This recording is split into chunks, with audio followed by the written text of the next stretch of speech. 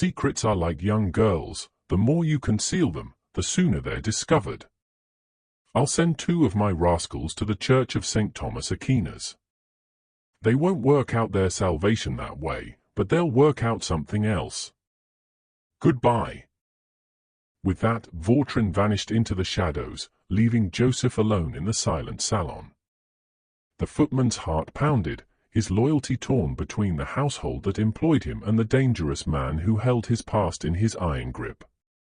In the Montsorel mansion, secrets lurked in every corner, and Vautrin, like a predator, was poised to unearth them all.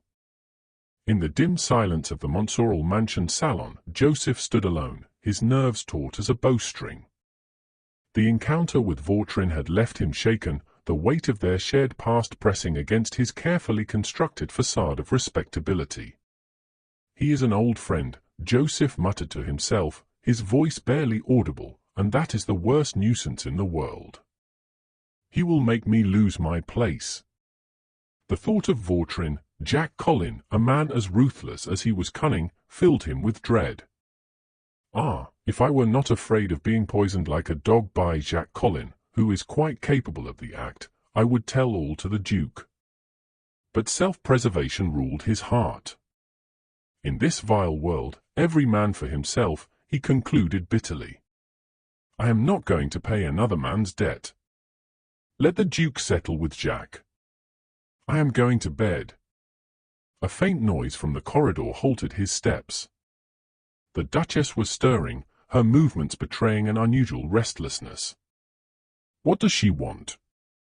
Joseph whispered, his curiosity piqued.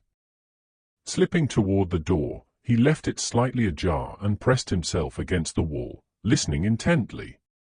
In the salon, the Duchesse de Montsorel emerged, her face pale and drawn, her eyes darting with the desperation of a hunted creature. Clutching a small paper, she paced the room, her silk gown whispering against the polished floor.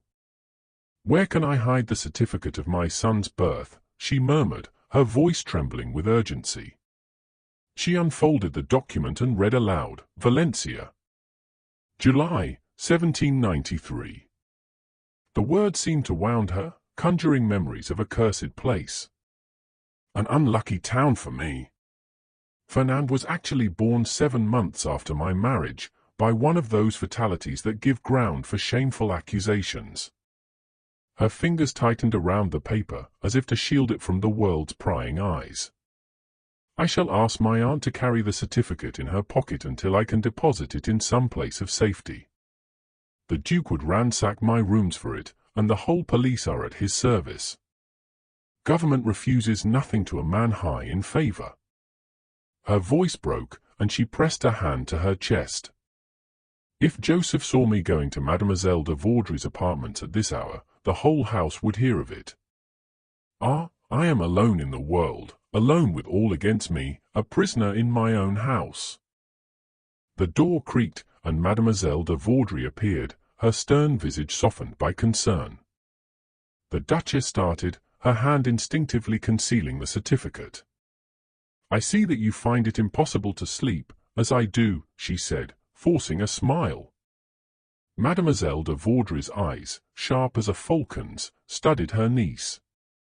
"Louise, my child," she began, her tone firm yet tinged with pity, "I only rose to rid you of a dream, the awakening from which will be deplorable.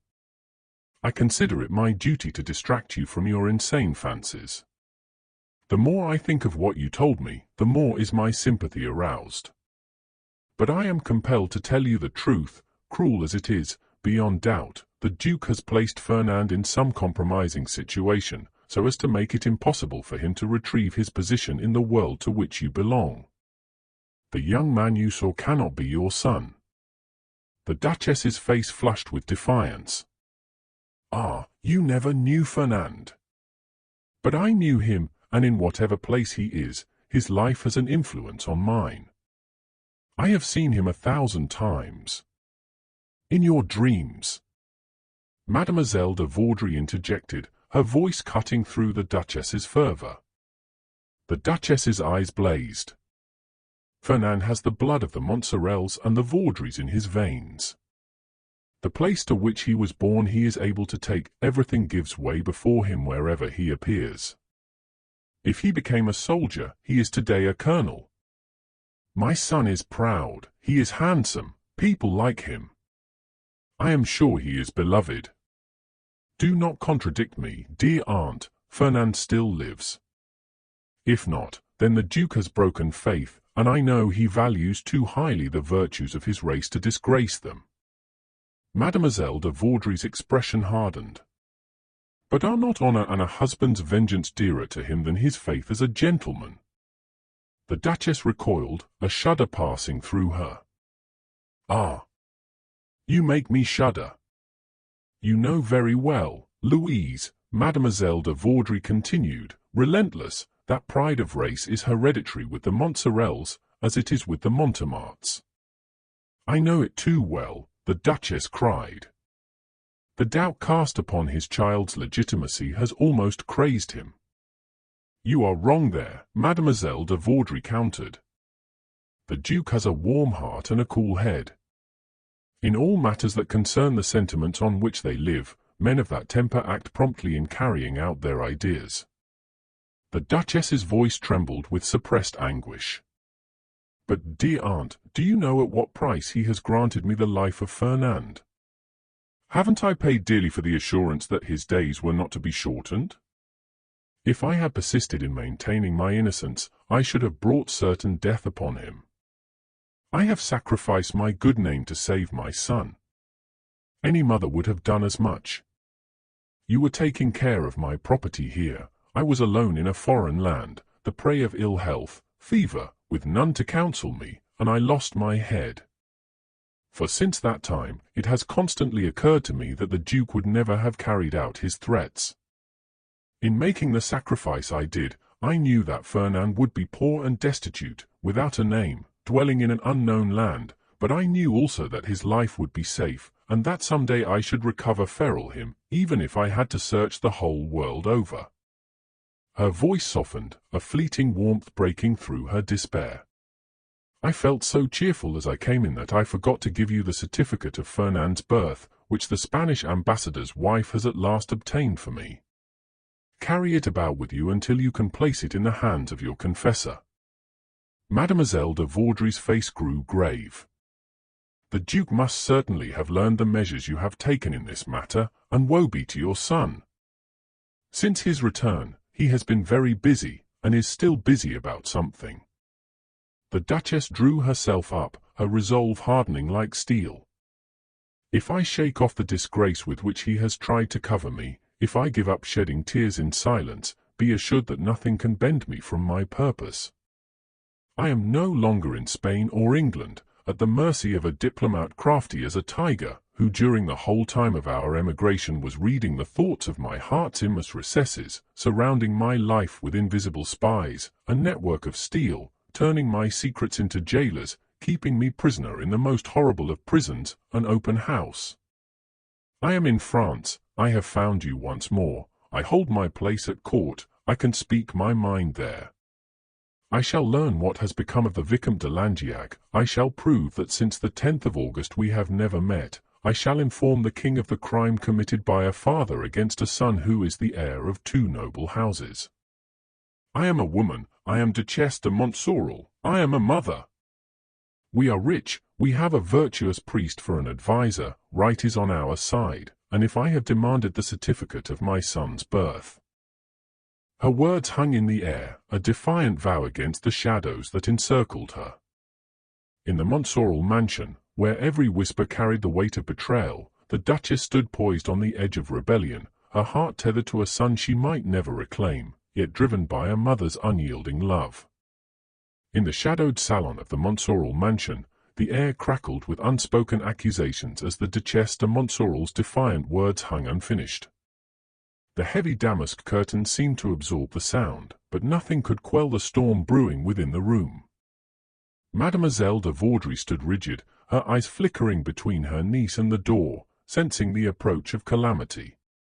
The Duchess, her face alight with a mother's fierce resolve, clutched the invisible weight of her son's birth certificate, her voice rising with the conviction that she would reclaim her child against all odds. The door swung open, and the Duc de Montsorel entered, his presence as imposing as a thundercloud. His florid face was set in a mask of cold authority, his eyes glinting with the certainty of a man accustomed to command. "It is only for the purpose of handing it to me," he said, his voice cutting through the Duchess's proclamation like a blade. The Duchess whirled to face him, her posture stiffening with indignation. "Since when have you ventured to enter my apartment without previously sending word and asking my leave?" Her words were a rebuke, laced with the bitterness of years spent under his dominion. The Duke's gaze hardened, his tone unyielding. "Since you broke the agreement we made. You swore to take no steps to find this, your son. This was the sole condition on which I promised to let him live." The Duchess's lips curled with defiance. "And is it not much more honorable to violate such an oath than to remain faithful to all others? We are henceforth both of us released from our engagements," the Duke declared, his voice a low growl. "Have you, up to the present day, respected yours?" the Duchess shot back, her eyes blazing. "I have, madam," he replied, his words heavy with conviction. She turned to Mademoiselle de Vaudrey, her voice trembling with urgency. "Listen to him, aunt, and bear witness to this declaration." Mademoiselle de Vaudrey stepped forward, her tone measured but pointed. "But has it never occurred to you, my dear sir, that Louise is innocent?" The Duke's expression softened for a moment, a flicker of longing crossing his face. "Of course you think so, Mademoiselle de Vaudrey. And what would not I give to share your opinion? The Duchess has had 20 years in which to prove to me her innocence." The Duchess's voice rose, raw with anguish. "For 20 years you have wrung my heart without pity and without intermission." The Duke's composure cracked, his words sharp with menace. "Madam, unless you hand me this certificate, your Fernand will have serious cause for alarm. As soon as you return to France, you secured the document and are trying to employ it as a weapon against me. You desire to obtain for your son a fortune and a name which do not belong to him, to secure his admission into a family whose race has, up to my time, been kept pure by wives of stainless reputation, a family which has never formed a single mésalliance, and which will be worthily represented by your son Albert," the Duchess interjected, her tone dripping with irony. The Duke's face darkened, his voice low and dangerous. "Be careful what you say, for you waken in me terrible memories. And your last word shows me that you will not shrink from causing a scandal that will overwhelm all of us with shame. Shall we air in public courts past occurrences which will show that I am not free from reproach, while you are infamous?" He turned to Mademoiselle de Vaudrey, his voice softening but heavy with revelation. "She cannot have told you everything, dear aunt. She was in love with Viscount Langeac. I knew it and respected her love. I was so young. The Viscount came to me, being without hope of inheriting a fortune and the last representative of his house. He unselfishly offered to give up Louise de Vaudrey. I trusted in their mutual generosity and accepted her as a pure woman from his hands. Ah!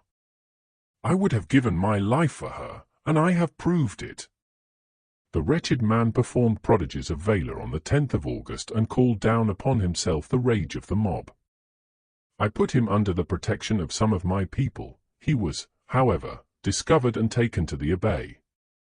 As soon as I learned his predicament, I gave into the hands of a certain Boulard all the money I had collected for our flight. I induced Boulard to join the Septembrists in order to save the Viscount from death. I procured his escape,